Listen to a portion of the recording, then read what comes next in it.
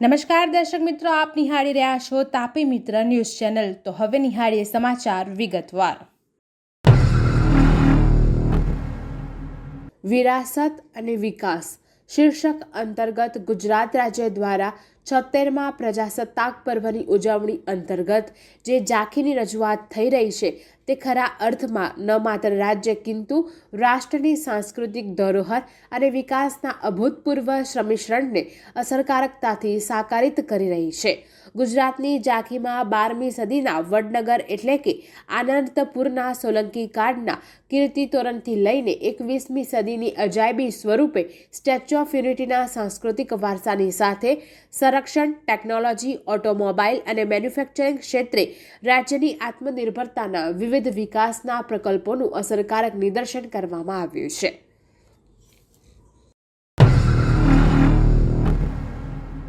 નખત્રાણા તાલુકાના કોટડા જડોદર ગામે શનિવારે રાત્રે સોની વેપારી પર છડી વડે હુમલો કરીને 30,72,000ની કિંમતના 48 તોલા સોનાના ઘરેણાની લૂંટ ચલાવાઈ હતી, જેમાં ભુજ એસઓજીએ 2 શખ્સોની ધરપકડ કરી છે, જ્યારે માસ્ટર માઇન્ડ હાજર મળી આવ્યો નથી। લૂંટના બનાવને પગલે પશ્ચિમ કચ્છ એસપી વિકાસ સુંડાની સૂચનાથી આરોપીઓને પકડવા માટે એલસીબી, એસઓજી, નખત્રાણા પોલીસ સહિતની અલગ અલગ ટીમો બનાવાઈ હતી। વિવિધ સ્થળોએ કેમેરા ચકાસવા સાથે બાતમીદારોને કામે લગાવાયા અને શંકાસ્પદ વ્યક્તિઓની પૂછપરછ કરવામાં આવી હતી, જેમાં બાતમીના આધારે ખાવડાથી ભુજ આવતા 2 ઈસમોને સ્વિફ્ટ ગાડી સાથે લોરિયા પાસે ઝડપી લેવામાં આવ્યા હતા। મોરબી શહેરના પંચવટી સોસાયટી 2માં પાણીની ગંભીર સમસ્યા સામે એક નાગરિકે અનોખી રીતે વિરોધ નોંધાવ્યો છે। ચેતનભાઈ મનસુખભાઈ ભીલાના ઘરે છેલ્લા 10 દિવસથી પાણી ન આવતા તેમણે પોતાના ઘરની પાણીની ટાંકીમાં બેસીને અનશન આંદોલન શરૂ કર્યું છે।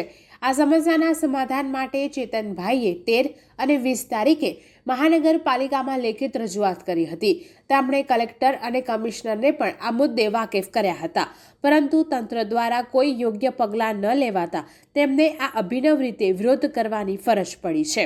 મોરબી શહેરમાં અનેક વિસ્તારોમાં પાણીની સમસ્યા દિવસે દિવસે વધુ ગંભીર બનતી જાય છે। સરકાર વિકાસ અને પાણી પુરવઠાની મોટી વાતો કરે છે, પરંતુ જમીનની હકીકત કંઈક જુદી જ છે। વારંવાર રજૂઆત છતાં સમસ્યાનું નિરાકરણ ન આવતા નાગરિકોને ભારે હાલાકી ભોગવવી પડી રહી છે। ચેતનભાઈએ પોતાના ઘરે પાણી પુરવઠો પુનઃ શરૂ કરવાની માંગ સાથે અન્ન જળનો ત્યાગ કર્યો છે।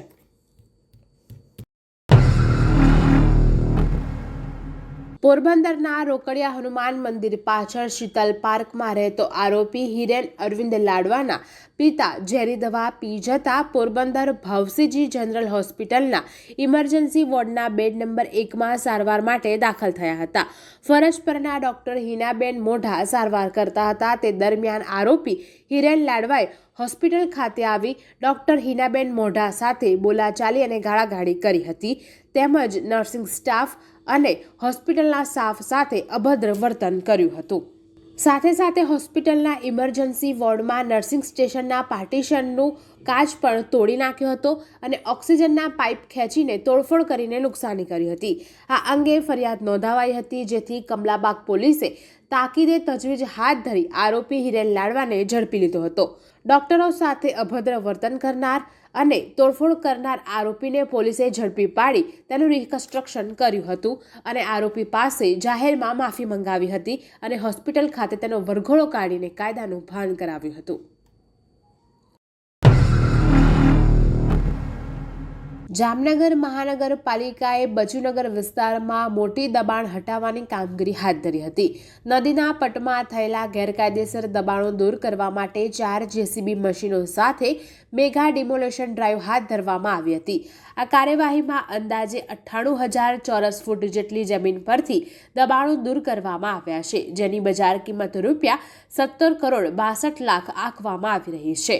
કોઈ પણ અનિચ્છનીય ઘટના ન બને તે માટે જિલ્લા પોલીસ વડા પ્રેમસુખ ડેલુ અને ડીવાયએસપી જયવીરસિંહ ઝાલાની આગેવાની હેઠળ ચુસ્ત પોલીસ બંદોબસ્ત ગોઠવવામાં આવ્યો હતો। મહાનગરપાલિકા તરફથી એસ્ટેટ વિભાગના કાર્યપાલક એન્જિનિયર NR દીક્ષિત અને મુકેશ વરણવા સહિતના અધિકારીઓની ટીમે આ કામગીરીનું સફળ સંચાલન કર્યું હતું।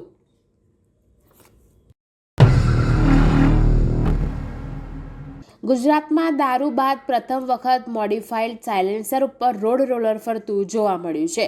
રાજકોટ શહેર પોલીસ દ્વારા છેલ્લા 10 દિવસમાં વાયુ પ્રદૂષણ ફેલાવતા મોડિફાઈડ સાયલેન્સરવાળા 350 બુલેટ ડિટેઇન કરી તેમાંથી સાયલેન્સર કાઢી તમામ સાયલેન્સરનો નાશ કરવામાં આવ્યો છે.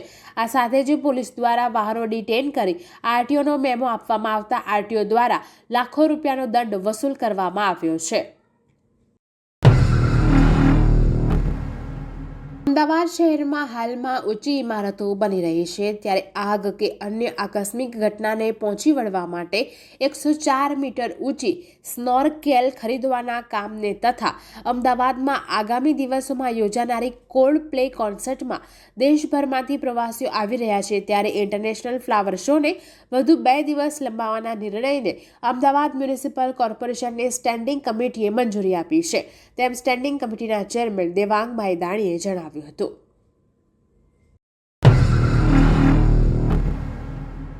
ઉત્તરાયણ સમયે 3 દિવસ ગુજરાતની મુલાકાતે આવ્યા બાદ અમિત શાહ ફરી ગુજરાતમાં છે. આજે 23મી જાન્યુઆરીએ અમદાવાદના જીએમડીસી ગ્રાઉન્ડ ખાતે ભવ્ય હિન્દુ આધ્યાત્મિક મેળાને ખુલ્લો મુકાયો છે, જ્યાં તેમણે કહ્યું હતું કે હિન્દુ બોલવું મનમાં હોય તો પણ મનમાં રાખતા હતા, જીભ સુધી નહોતું આવતું, હવે ગર્વથી કહી શકીએ છીએ. તો બીજી બાજુ આરએસએસના સરકાર્યવાહ ભૈયાજી જોશીએ કહ્યું કે ધર્મની વાત આવે ત્યારે સત્ય અને ન્યાયની વાત છે. ધર્મની રક્ષા કરવા અધર્મ કહેવાય એવું પણ કરવું પડે છે. આ પ્રેરણા દેવાનો કાર્યક્રમ છે. ભારત અલગ અલગ વિચારોનો દેશ છે. કોઈ નેતા નહીં પરંતુ ભારત વિશ્વ ગુરુ બનશે. હિન્દુ આધ્યાત્મિક મેળાનો પ્રારંભ કરાવ્યા બાદ ગૃહમંત્રી અમિત શાહે સુરતમાં ડુમ્મસ રોડ પર આવેલી મહાવીર હોસ્પિટલમાં નવનિર્મિત સેનેટોરિયમના લોકાર્પણ કાર્યક્રમમાં ઉપસ્થિત રહ્યા હતા. આ કાર્યક્રમ બાદ ફરી અમિત શાહ અમદાવાદ આવ્યા હતા અને આજના કાર્યક્રમમાં હાજરી આપી રાણીપમાં એક જાહેર સભાને પણ સંબોધી હતી.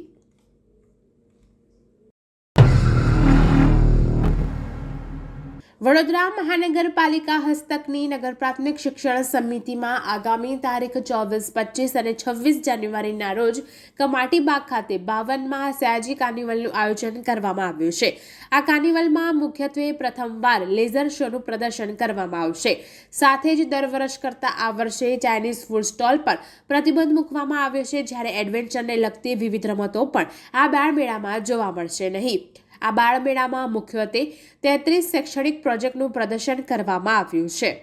આ સાથે જ આ બાળમેળામાં શિક્ષણ સમિતિ વડોદરાની 119 પ્રાથમિક શાળાઓ, 10 માધ્યમિક શાળાઓ અને 97 બાલવાડીઓના બાળકો દ્વારા સાંસ્કૃતિક કૃતિઓ જેવી કે શૌર્ય ગીત, ફોક ડાન્સ, ગરબા, રાસ, રાજસ્થાન નૃત્ય તથા મુક્ત ડાન્સ જેવી દરરોજની 50 કૃતિઓ રજૂ કરવામાં આવશે. આ બાળમેળામાં રાષ્ટ્રપતિ એવોર્ડ વિજેતા નગર પ્રાથમિક શિક્ષણ સમિતિની વિદ્યાર્થીનું પણ સન્માન કરવામાં આવશે. સુરત મહાનગરપાલિકાની સામાન્ય સભા સતત હંગામી બનતી હોય છે. ખાસ કરીને વિપક્ષ દ્વારા શાસકને ઘેરવા માટે અનેક પ્રકારે વિરોધ નોંધવામાં આવે છે, ત્યારે કેટલાક સાહિત્યને લઈને વિપક્ષ અંદર સભાખંડમાં પ્રવેશી જાય છે અને ત્યારબાદ તેનો વિરોધ કરતા હોય છે. જો કે આશ્ચર્યજનક રીતે કોર્પોરેટરની ડાયરી માંગવાનો પ્રયાસ કરાતા હોબાળો મચ્યો હતો. થોડા દિવસ પહેલા પણ વિપક્ષ દ્વારા મેટ્રો ટ્રેનના સ્પાનની પ્રતિકૃતિ રજૂ કરવામાં આવી હતી અને ત્યારબાદ શાસકોને મંજૂરી આપવાનો પ્રયાસ સામાન્ય સભામાં થયો હતો. દર્શક મિત્રો, આ હતા અત્યાર સુધીના સમાચાર. આવા જ મહત્વના સમાચાર નિહાળવા જોતા રહો તાપી મિત્ર ન્યૂઝ ચેનલ અને હા, સબસ્ક્રાઇબ કરવાનું ભૂલશો નહીં.